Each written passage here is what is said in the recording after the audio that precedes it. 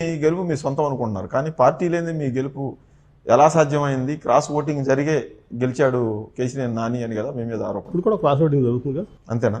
ఇప్పుడు కూడా టీడీపీలో మొత్తం 7 నియోజకవర్గాల్లో టీడీపీలో ఉన్న వ్యక్తులు ఎవరైనా సరే, కార్యకర్తలు కానీ వ్యక్తులు కానీ ప్రజలు కానీ, టీడీపీ 75% కీలక పదవుల్లో ఉన్న వ్యక్తులు కూడా 75% నాకే ఓటేస్తారు, నా కోసమే పనిచేస్తారు.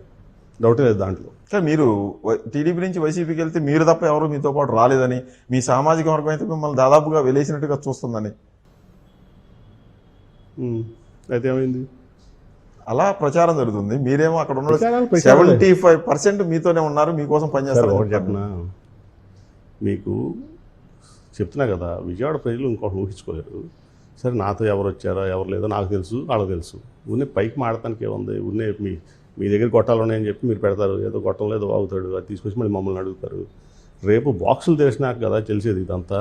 75% నాతో ఉన్నారా, ఫుల్గా నాతో ఉన్నారా, 60% నాతో ఉన్నారా అని బాక్సులు తెరిచినాక తెలుస్తుంది. కేసీఆర్ని చిన్నీని పార్టీలోకి తీసుకురావాలని నిర్ణయం జరిగిన తర్వాత మిమ్మల్ని హ్యూమిలేషన్ చేసే పని ఎక్కువైందా, లేకపోతే మిమ్మల్ని హ్యూమిలేషన్ చేస్తూ ఆయన తీసుకురావడం జరిగిందా? అసలు అంత చేయాల్సిన పని లేదు. ఎందుకంటే నేను 10 మంది వ్యక్తులు ఉండగానే చంద్రబాబు నాయుడు గారు చెప్పారు. ఎవరున్నారు? నెట్టం రఘురామ్ మా జిల్లా ప్రెసిడెంట్, మాజీ మంత్రి, వర్ల రామయ్య మా పాలిట్ బ్యూరో సభ్యుడు, ఈ 7 నియోజకవర్గాలకు సంబంధించిన ఇన్ఛార్జ్లు అవనండి, అభ్యర్థులు అవనండి ఉన్నప్పుడు దాదాపు 2 సంవత్సరాల క్రితం చెప్పాను నేను. సార్ మీకు ఎవరికైనా ఇచ్చుకోవాలంటే ఇచ్చుకోండి, నాకేం ఇబ్బంది లేదు, నా దారి నేను చూసుకుంటా, మీరు అనవసరమైన పనులు చేయొద్దు, మీ స్థాయిని మీరు దిగరాసుకోవద్దు, నన్ను పంపించాలంటే గ్రేస్ఫుల్గా పంపించండి, నేను గ్రేస్ఫుల్గా వెళ్ళిపోతా అంటే వాళ్ళందరికీ ఆయన చెప్పిన మాట ఏంటి తెలుసా? ఇంకెప్పుడు నువ్వు ఇది మాడమాక, నువ్వే ఉండాలి ఇక్కడ, మీరు ఎవరు కూడా బయటికి మాడొద్దు ఇది అని ఆయన చెప్పి వాళ్ళందరూ బయటికి పంపించిన నాతో అరగంట బతిమలాడు నన్ను. అంటే ఇక్కడి నుంచి వెళ్ళిపోయినా కూడా మీరు ఎక్కడ పనికి రాకుండా చేయాలనుకున్నారా?